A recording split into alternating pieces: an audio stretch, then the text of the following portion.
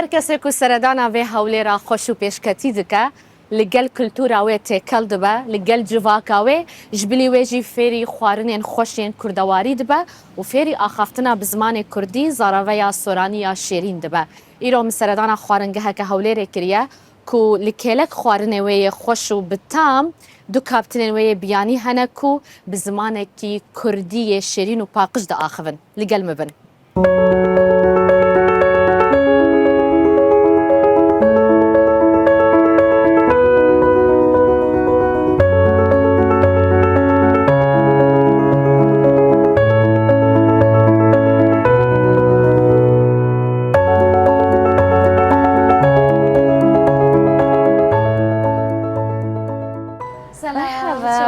سلام باسی سلامتی بخیر بی گلک سپاس ممنون ایشو کار چونه؟ والله الحمد لله باشه ناوت؟ نام نیرو خان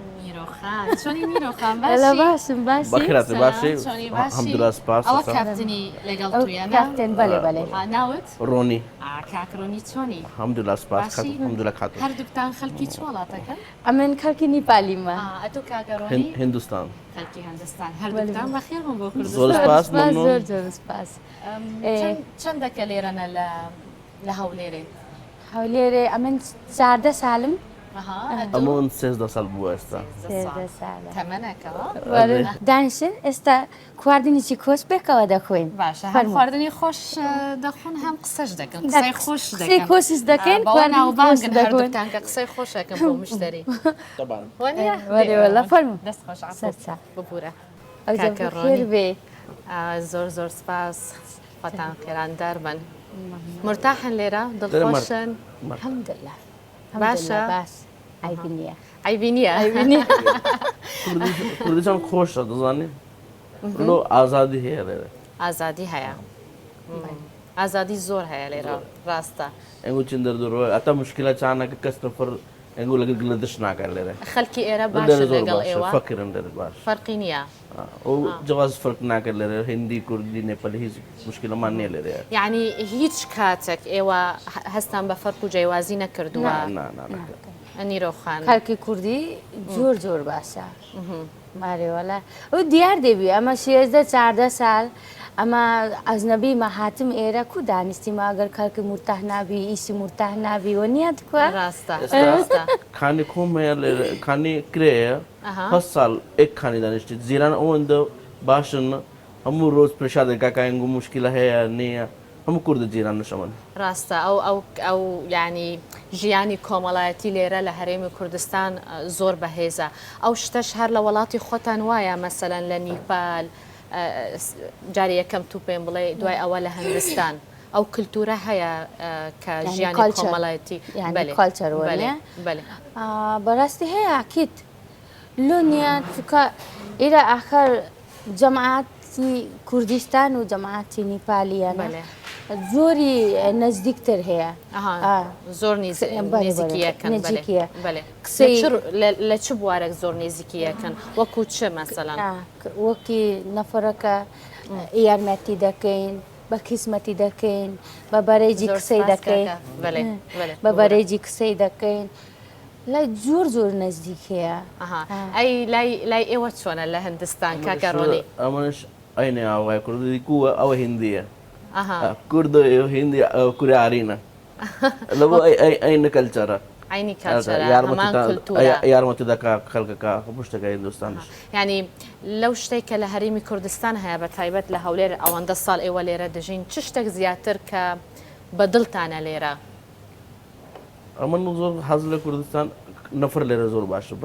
ئەمە هەموو برادرەکە هەموو کورد ئەمە هندی برادرکەمە ئەمە ئەسڵەن برادر هەموم دەرێ دوو ڕۆنی هندینی ڕۆنی خۆش ناوە خۆش ناوە برادرت هەموو خۆش ناوین دیاتر خۆش ناوە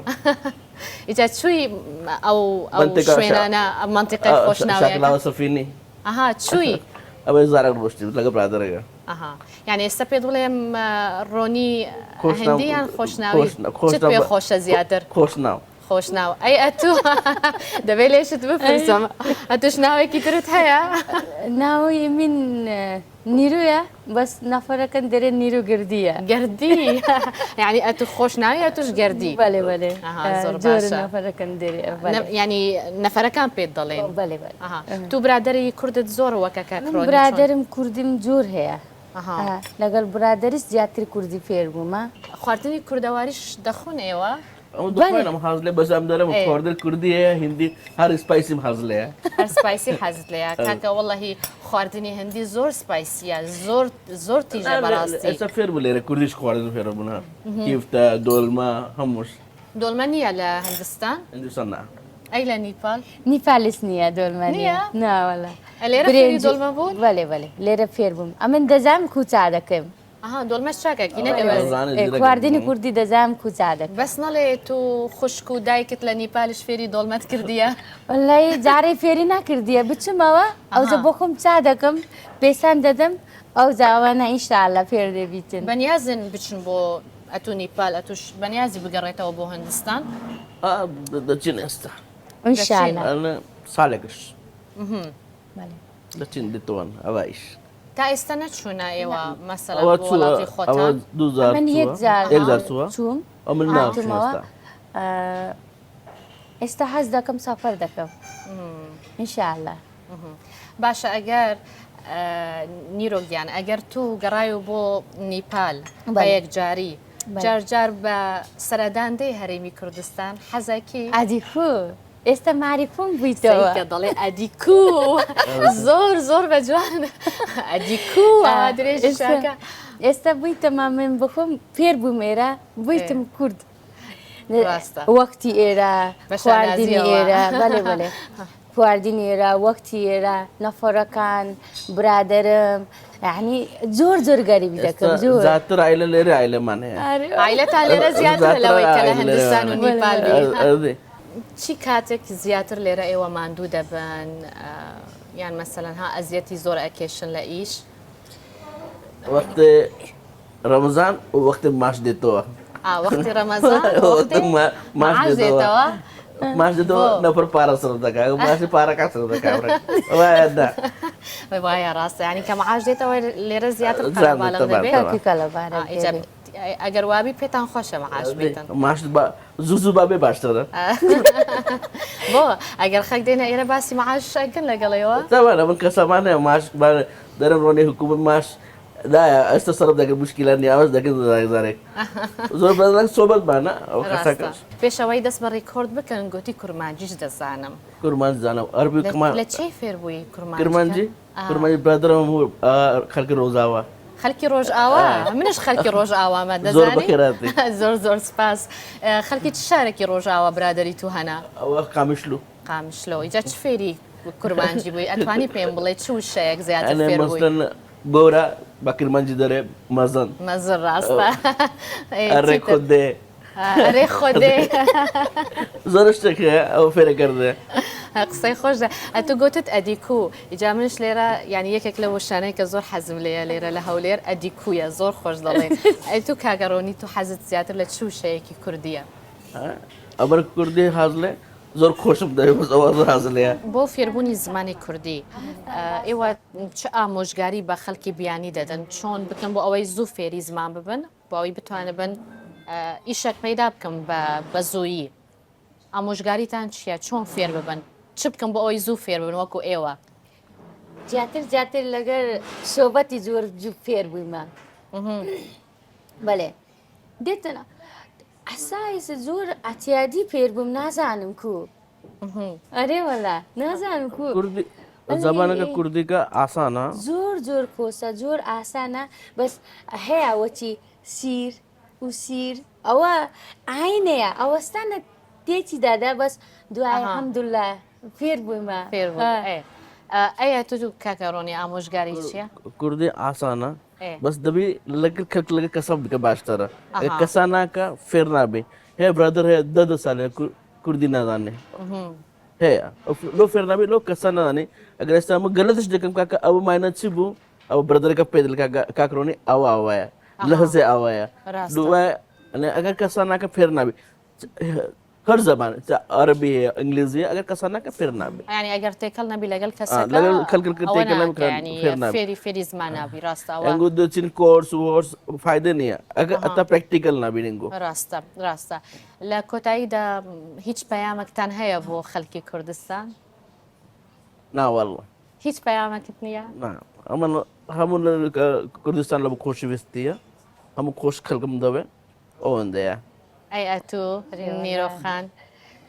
نییە گلەی چی بە نییە خەڵکی کوردستان دەڵێ؟ والله گلەی زۆر هیچ بەرەزی- نییە. زۆر زۆر بەرەزینە بەرەزینە. ئەرێ وەلا زۆر نەفەرەکە ئەحتەرامە زۆر باشە ئایبی نییە ئەمن پێم گوتیە یەکەم جار ئەگەر مرتەح نابی خەڵکەکان کۆس نابی ناتوانانی سێزدە ئێستامە هەردوو لێرە 8 ساڵ ئێک جێمە 8 ساڵ ئارێ یعنی ئەوە لۆنگ سەرویس لێرەم کردی ئەمر هەردوو 8 ساڵ لێرە ئەگەر لێرە خۆش نەبی ئەگەر نەفر خۆش نەبی کابرەکە ئێک مانگەشیش ناگە وایەنە ڕاستە ئەمە 8 ساڵ لێ هەموو ڕۆژ 12 سەد لێرەمە زیاتر مارە لێرەمە ڕاستە یعنی لۆ نەفر خۆشم دەبێت مشتری دێتەوە ئەوەش هەموو کوردە خۆش دەبێت سەحب مەتام هەیە یا مدیرەیە هەموو بەڵێ. خۆمان هەموو براین ئەمە لێرە ئەوە جیاواز فرقمان نییە ڕاستە هەموو یەکن. ئەگەر گەڕایەوە بۆ وڵاتی خۆت بیری کوردستانەکەی زۆر گەریبی کوردستانی دەکەم ئەیە هەز هەز دەکەم دەکەڕۆنی ئەرێ وەلا ئەمە ناڕۆم ناڕۆی خلاص بریاری داوە لێرە ئەم ناڕۆم هەر ناڕۆی ئەگەر خلاص دۆڕم بریاری. ئێکزار دۆڕم نایم لە بۆ چاوەڕە دەکەم کاندی لێرە تەواو دەبم دوای دڕۆم ئەها ئەتا پیر نەبم شاءله هەر جوان و هەر گەشت بمینی هەر گەنج سپاس، بمینی زۆر انشاءله سپاس، زۆر سپاس. هیوای تەندروستی باش بۆ هەردووکتان دەخوازم زۆر سپاس. ئێرە هەرێمی کوردستان هەمیشە ماڵە بۆ هەموو کەسێک هەر نەتەوەیەک هەر کەسێک بیانی یان لە هەر شوێنێکی دنیا هاتبی بەڕاستی لێرە لە هەولێر لە هەرێمی کوردستان هەز دەکە لە ماڵی خۆیەتی لە نیشتیمانی خۆیەتی ئەوە شێکێک لە تایبەتمەندیەکانی ئێرە وایە ڕاز دەکەی زۆر بەخێر زۆر سپاس زۆر مەمنون زۆر سپاس زۆر خۆشحال بووم ئێمەش خۆشحاڵن